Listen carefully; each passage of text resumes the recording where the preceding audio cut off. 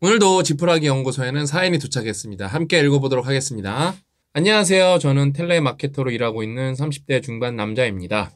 채널 초창기 때부터 좋은 영상 많이 올려주셔서 꾸준히 시청하고 있었는데 최근에 여러 가지 미래에 대한 걱정이 겹치는 와중에 용기를 내어 메일을 보내게 됐습니다. 저는 고등학교 2학년 때 양부와 친모의 다툼의 영향으로 출석하지 못하여 결석일수가 길어지고 스스로도 방황을 많이 하는 바람에 결국 자퇴를 하게 되었습니다.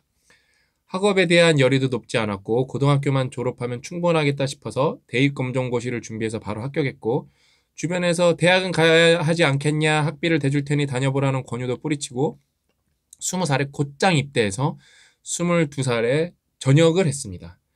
다른 친구들보다 전역도 빨랐고 뭘 해도 할 수 있겠다는 싶은 마음이었지만 집안의 도움은 기대할 수 없는 탓에 일단 내 앞가림은 하면서 미래를 준비해야겠다 싶어 잠깐 할 일을 찾던 중 인바운드 콜, 상담 전화를 받는 업무를 시작했습니다. 고약가님도 뭐 비슷한 거 하지 않았어요? 아웃바운드였어, 인바운드. 똑같은 거 했네, 그러니까. 당시 2010년도에 최저시급에 맞춰진 급여에 인센티브도 거의 없다시피 한 일이었지만 다른 알바를 하는 것보다 안정적이었고 콜을 많이 받을수록 높은 평가를 받는 일이었는데 생각보다 일도 잘 맞아서 항상 센터 내에서 실적으로는 3등 이내에 들었습니다. 오, 능력자네. 하지만 고객과 입씨름 하기도 싫고 걸려오는 전화를 받는 3당 특성상 들어주는 입장이었고 먼저 끊을 수 없는 입장이었기에 그 부분에서 답답함을 느껴 이제는 내가 거는 입장이 되어봐야겠다 싶어서 당시 회사에서 알고 지내던 동생이 이직한 아웃바운드 마케팅을 진행하는 회사로 이직하게 되었습니다. 하지만 걸려오는 전화는 어쩔 수 없이 받아야 하는 인바운드 업무와 달리 제가 직접 전화를 걸어 영업해야 하는 아웃바운드 업무는 너무 귀찮고 스스로도 게을러졌습니다. 그래도 통화하는 시간에 비해 실적은 괜찮았기에 관리자들도 그런 부분을 독려하면서 너는 열심히 하면 충분히 실적이 올라갈 텐데 너무 게으르다. 조금 더 노력해보는 게 어떻겠냐 하며 많은 신경을 써주셨지만 전화 업무 자체가 너무 싫어졌고 알바 대신 시작한 일인데 이 일을 쭉 하기에는 스스로 부끄러운 부분도 있었고 뭔가 제대로 된 일을 하고 싶다는 생각에 사로잡혀 콜 업무를 그만두고 중견 반도체 회사 생산직으로 들어가게 되었습니다. 하지만 생각과 다르게 생산 업무는 저와 맞지 않았습니다. 2주마다 야간이 바뀌고 일할 때는 최소 8시간, 길면 12시간을 서서 일하는 게 저와 너무 맞지 않았습니다. 당시에 조금 힘든 부서에 들어간 탓인가 싶어 부서 이동을 요청하기에는 염치가 없기에 퇴사를 하고 다른 회사로도 옮겨보았지만 여전했습니다. 결국 생산직을 접고 여러 가지 일을 해보다가 결국엔 다시 텔레마케터로 돌아갔고 다행히도 좋은 손님들을 만나 회사에서 쭉쭉 승진했고 어떻게 보면 제 능력에 비해 굉장한 가분한 급여를 받으면서 근 3년을 일해왔습니다. 그런데 어느 순간 제 나이 33살에 배운 거라고는 그저 전화로 무얼 파는 능력 하나뿐이고 제대로 할 줄 아는 게 하나도 없다는 걸 자각했습니다. 그때부터 제가 하는 일이 싫어졌고 내가 하는 일은 자아실현이라는 것은 기대할 수 없고 오직 돈 하나만 보고 하는 일이라는 생각도 들었습니다. 입에 발린 소리로 내 이익을 챙기는 일이기에 제 스스로 떳떳하지도 않았습니다. 물론 어느 정도 경력이 되어 관리자는 되었지만 달라진 건 없습니다. 고정급 비스무리한 게 생겼을 뿐 하는 일은 크게 바뀌지 않았습니다. 제 친구들은 다들 지식이건 기술이건 착실히 쌓아 올려 지금 떳떳하게 급여 받으며 일하고 있고 어딜 가서도 환영받을 기술을 갖추고 있지만 저는 그렇지 않다고 생각이 들었습니다. 제가 할 줄 아는 건 그저 전화를 걸어 내 이익을 위한 세일즈를 하는 것일 뿐 생산적인 일을 하는 거라고는 생각하지 않았습니다. 타인에게 제가 하는 일을 소개했을 때 환영받지 못하는 일이라는 것도 알고 있습니다. 특히나 최근에 가까워진 여사친이 공기업 재직 중이면서 대학원을 다니고 있는데 같이 이야기를 나누다 보면 나는 대체 뭘 하고 살아온 건가 싶은 마음도 듭니다. 체인지 그라운드를 하기 위해서는 무엇을 해야 할까요? 입으로는 아직 젊다 뭐든 할 수 있다 외치고 다니지만 사실 마음은 그렇지 않습니다. 뭔가는 도전하기에 두렵고 또 어떤 걸 도전해야 될지 모르겠습니다. 아무리 고민해도 답이 나오지 않아 너무 답답합니다. 보잘것없는 능력에 비해 지금 당장은 잘 벌어서 잘 먹고 살고 있지만 영원한 일은 아니기 항상 두렵습니다. 두서없는 푸념에 가까운 글이지만 용기를 내어 써옵니다. 읽어주셔서 감사합니다. 항상 응원합니다. 뭐 여기서 몇 개 바로바로 잡아줄 수가 있는데 이게 뭐가 부끄러운 일이고 이게 뭐가 잘못된 일인가요? 그러면은 뭐 책을 쓰면은 고상한 거고 책을 팔면은 안 고상한 건가요? 저랑 고 작가님은 쓰면서 파는데 예를 들면 근데 그렇게 생각할 수 있겠다. 솔직하게 이제 그냥 만약에 하나를 선택하라 그러면은 그냥 이거 투표 안 해봐도 뻔할 것 같아요. 책을 쓰는 게 더 고상한 일이라고 하시는 분들이 많을 것 같아요. 저는 대부분의 대중은 그런 선택을 하지만 둘 다 해본 사람 입장으로서 저는 파는 거는 진짜 예술이라고 보거든요.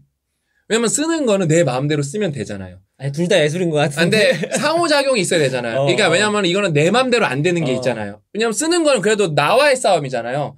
근데 파는 거는 세상과의 싸움이거든요. 그래서 이게 또 다른 차원의 맛이 있어요.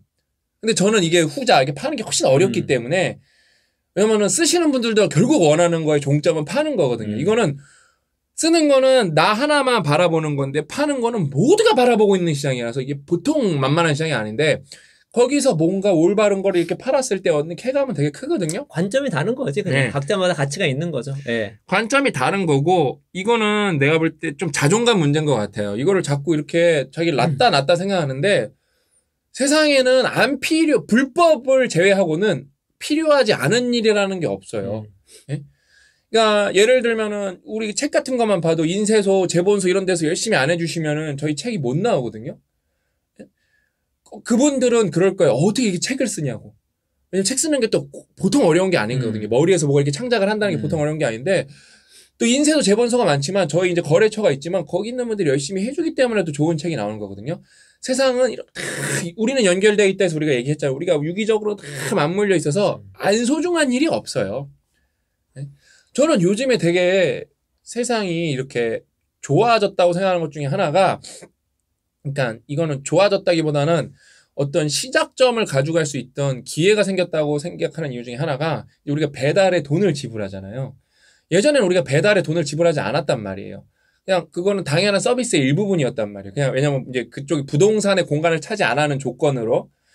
근데 이제는 우리가 이제 어떤 플랫폼도 많아져서 배달을 이렇게 시작을 하면은 진입장벽이라는 게 거기가 낮기 때문에 뭔가 조금만 이렇게 진입장벽만 넘어서면 누구나 할 수 있잖아요. 저는 이게 되게 좋은 게 뭐냐면은 예전에는 뭐 할까 했을 때 딱히 이렇게 모르면 아무것도 할 게 없는 경우도 많았는데 요즘에는 뭐 걸어서 하는 거는 좀 한계가 있고 자전거나 왜냐면 오토바이도 또 이제 잘 타려면 한계가 있으니까 조금만 열심히 하면 전기 자전거는 좀 누구나 도전해 볼 만한 것 같아요. 전기 자전거가 좀 이렇게 합의를 볼 수 있는 지점인 것 같아요.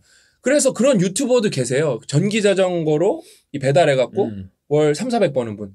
나 그분 보니까 와 이게 난 박수가 나오더라고요. 그러면서 저는 배달을 많이 시켜 먹는데 배달해주는 게 되게 고맙거든요. 그게 근데 그런 게 누구나 할 수 있어서 이게 뭐 되게 뭐라 그럴까 안정적이진 않죠 솔직히. 근데 왜냐면 또 추울 때 힘들고 비 올 때 힘든 거 팩트죠.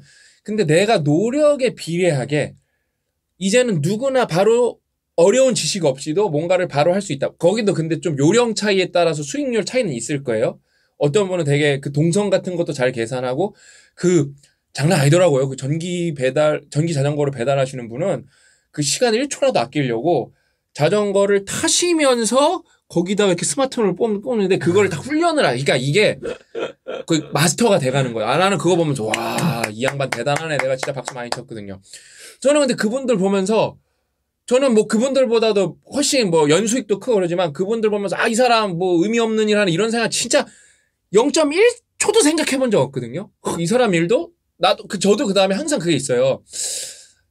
저는 이렇게 뭔가 좀 이렇게 몰입하는 걸 좋아해서 옛날에 어떤 경험이 있었냐면은 우리 큰아버지가 대포항에서 횟집을 하실 때 중학생 때 고등학생 때 저희가 가면은 여름방학 때 저는 서빙을 꼭 했는데 거기 돈을 받고 한 것도 아니거든요. 큰엄마 큰아빠가 먹여주고 재워주니까 그 다음에 또 용돈도 1, 2만 원 주고 그랬는데 그때 제가 이 몰입이 즐거움이라는 게 이런 건가? 이렇게 서빙을 하는데 여러분 그거 알죠? 이렇게 쟁반인데 큰 거 알죠? 이렇게 쟁반인데 거기다가 이제 막 상추 쌈도 넣고 이렇게 해서 이렇게 막 엄청 바빠요. 거기는 이렇게 막 회전 요리 빠른 데라서 이렇게 막 착착착착 넣고 막 회도 넣고 뭐 매운탕 뭐 이렇게 시키시면 어디 막 이거 넣고 이건 어디다 놔두려 하면서 진짜 왔다 갔다 하면 또 나가면은 그 치워야 될 거 아니에요. 쭉쭉쭉쭉쭉 담고 하는데 저는 좀 그게 있어요. 그때 아직도 그 몰입했던 게 기억이 나요. 단순히 그냥 돈을 벌고자가 아니라 사람마다 어떤 욕구의 충족 포인트가 다른데 이때 어떤 좀 몰입의 포인트가 있었거든요. 이분을 보면서 제가 뭘 느끼냐면은 이분은 되게 지금 별거 아니라고 말하는데 사람마다 잘하는 게 있고 왜냐면 몰입이 되려면 난이도가 맞아야 되는데 누구는 대기업 생산직이 쉬워 보여도 이분한테 되게 어려웠잖아요. 지금 못하겠다 그랬잖아요. 그렇죠? 근데 저도 솔직히 삼성 있을 때 거기 그 1급, 2급 사원들은 이제 고등학교랑 전문대만 마치시고 오신 분들도 많거든요. 근데 그분들은 이분이 뭘 하는지 알아요. 그럼 되게 단순 밥먹 업무를 하는데 되게 잘하세요. 나는 이거 못할 것 같은데 하는데 그게 되게 전 존경스러웠어요. 근데 이분은 그게 안 맞는 거야. 안 맞는데 이분은 뭐가 잘 맞아? 뭐 인바운드든 아웃바운드든 이 콜 업무가 되게 잘 맞는 거예요. 말을 잘하시는 거 네, 같아요. 말을 잘하셔서 이게 뭐냐면은 그거예요. 그 다음에 이건 되게 어려운 게 뭐냐면은 본인은 지금 내가 이걸 일깨워주고 싶어서 그래요. 왜냐면 제가 말했잖아요. 저는 공학 박사도 했고 뭐도 했는데 아직도 그 몰입의 순간에서 제일 기억 남는 게 중2 때 횟집 정말 바쁜 횟집에서 했던 서빙의 순간.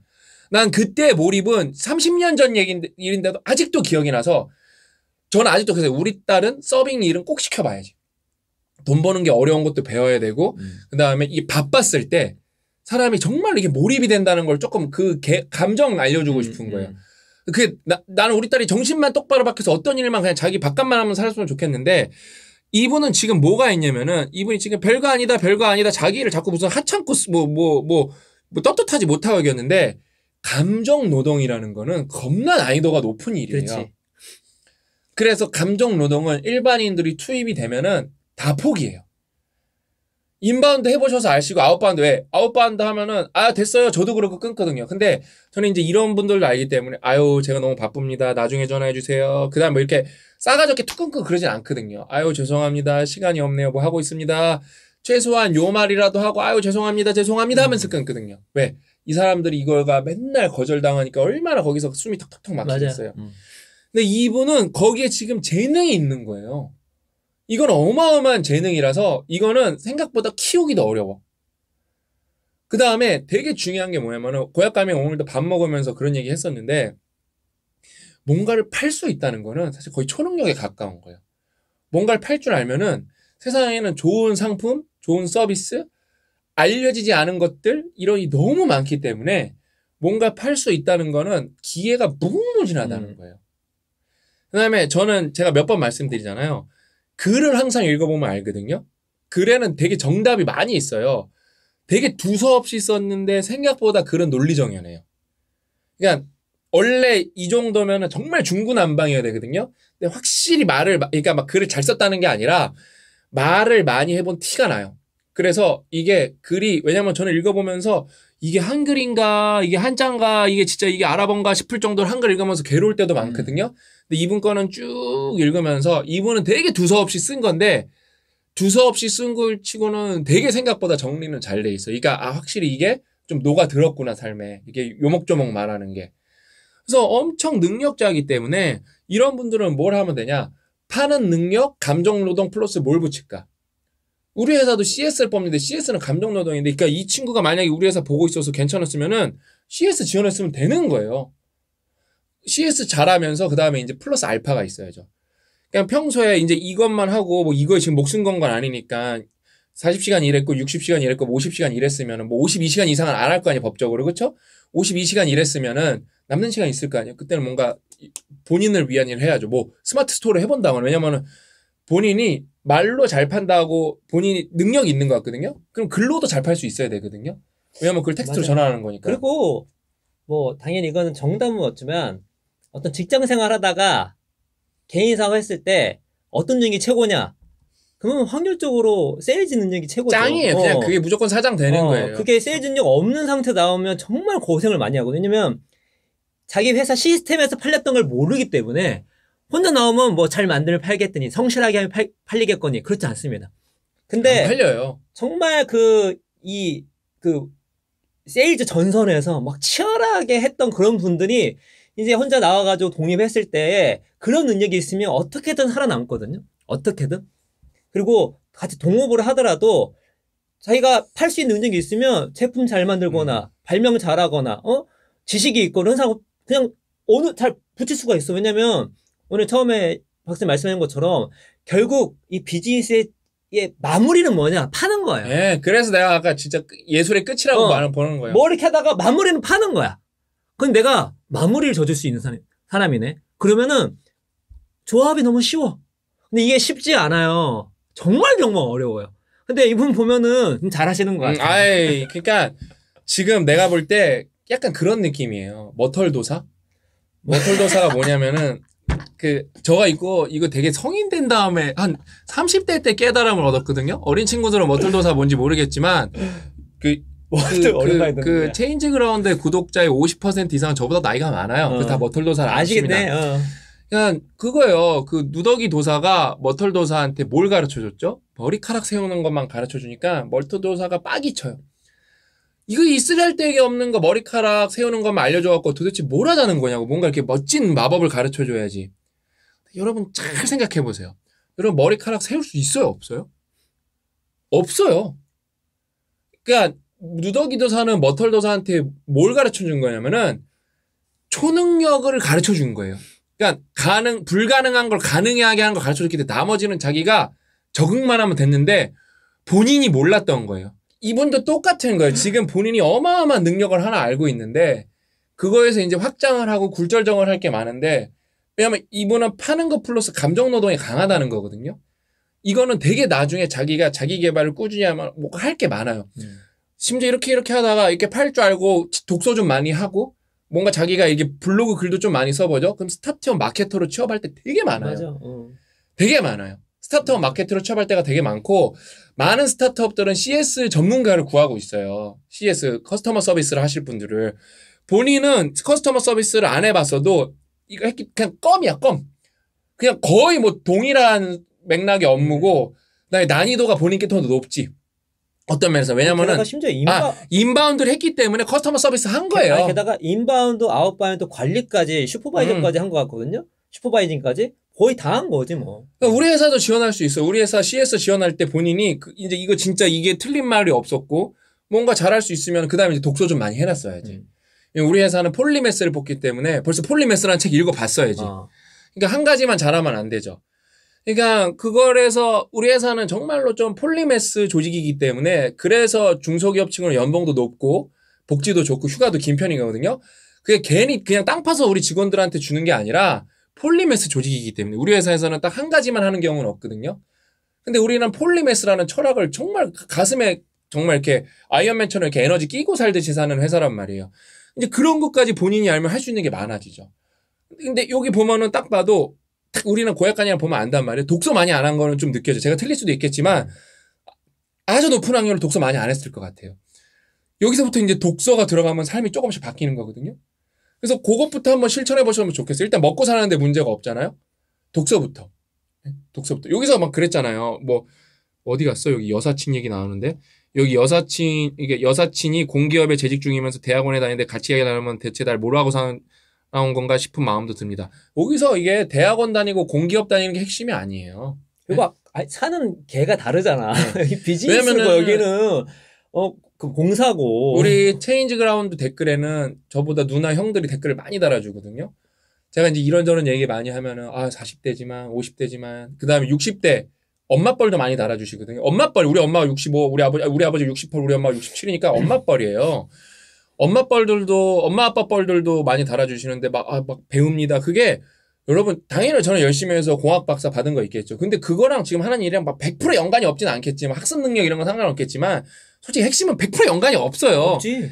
없다고 봐야지. 네, 근데 그럼 저는 그걸 언제 이 친구 아까 뭐 33살이라 그러지 않았나? 이 친구 근데 나는 그거를 35, 6부터 마스터하기 시작한 거예요. 그러면서 고 작가님이랑 맨날 공부하고 뭐하고 최근에 우리가 되게 스스로한테 뿌듯했던 게 뭐냐면 우리 이제 상장 기업이 되고 싶단 말이에요. 안 가본 길이잖아요.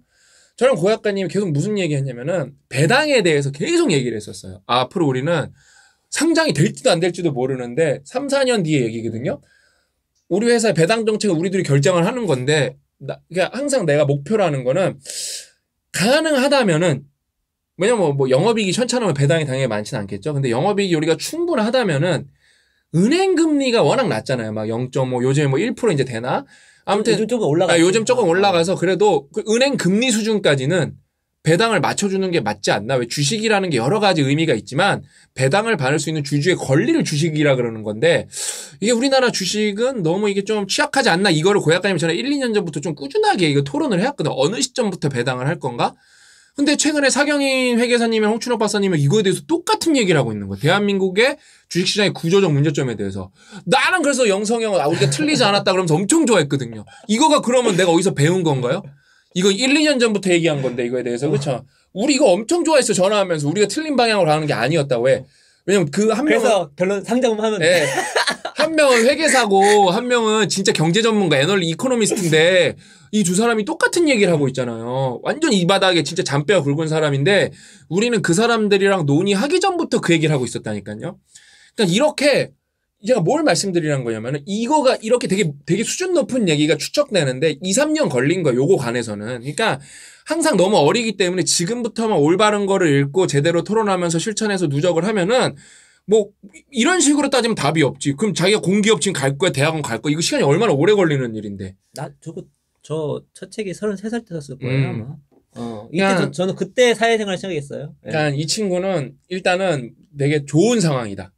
이 친구 되게 좋은 상황이에요. 좋은 상황. 왜냐하면 능력이 있기 때문에. 아, 비즈니스 측면에서는 엄청난 지금 무게 갖고 있는데. 능력이 있고 그다음에 만약에 제가 틀렸을 수도 있어. 독서를 많이 할 수 있는데 느낌상 저는 알파고기 때문에 알아요. 요 정도 데이터 들어오면 이 친구 독서할 확률 12%인데 베팅해야겠는데 안 했다에다가 안 했다에 무조건 베팅을 합니다. 거의 여태까지 이세돌한테 한 판 지는 수준으로 졌어요. 여태까지. 거의 다 이겼어요. 여태까지. 요즘에 데이터 쌓인 다음에 진 적이 없는 수준이야. 근데 또 복잡게 하니까 또 특이한 사람 나옵니다. 근데 아무튼 확률이 매우 높은데 독서하면 더 좋아질 거다. 라고 말해서 우리가 또 문화상품권 3만 원짜리 보내드리죠. 그걸로 이제 또 책 한번 열심히 읽어보고 폴리메스 읽어보면 좋을 것 같아. 딱인 것 같아. 폴리메스. 근데 또 폴리메스는 또 앞에 이제 역사 얘기가 많아서 덕후 아니면 역사 부분은 지루한데 그냥 일단 개념이 뭔지 알아야 되고 그거예요. 폴리메스는 책도 은근히 생각보다 두껍거든요. 몸이 막 좀이 솟을 수도 있어. 안 해봤으니까 그런 걸 해나오면서 읽어야 되고 초생산성을 먼저 읽어보면 좋겠다. 초생산성 먼저 읽어보면은 이게 툭툭 나오잖아요. 초생산성 먼저 읽어보면 그 책도 재밌고 아, 내 갈망 영역이 이런 거였구나 이런 걸 알기 때문에 많은 거를 배울 거예요. 아무튼 이 친구는 잘 될 수 있다. 라고 저희가 말씀드리면서 지푸라기 연구소 이거는 6개월 전 사연이고 요즘에 이렇게 섞어서 해드리고 있어요. 왜냐면은 다시 많이 오고 있기 때문에 그러니까 이제 고민 같은 경우는 또 제가 노파심에 제가 최대한 열심히 드리지만 사각이 생길 수도 있으니까 고 작가님이랑 좀 같이 많이 하고 왜냐면 그 사각지대를 발견해줘야 되니까. 근데 성장 사연 같은 거는 이제 제가 그냥 쭉 읽어드리면 되니까 혼자 많이 제가 더 읽어드리는 방향으로 해서 성장 사연도 많이 쌓여있고 고민도 많이 쌓여있거든요. 근데 또 성장 사연을 많이 이제 좋아하세요. 왜냐면 그거에서 이제 동기부여도 얻고, 왜냐면 내가 뭔가를 해냈을 때 저기다가 보내면은 누군가 우리를 인정해주는 사람들이, 그 다음에 어떤 인정해주는 공동체가 있구나. 이렇기 때문에 성장 사연도 제가 최대한 열심히 읽어드리는 방향을 하도록 하겠습니다. 오늘 이야기는 여기까지고 다음 시간에 또 알찬 내용으로 찾아뵙도록 하겠습니다. 또 만나요.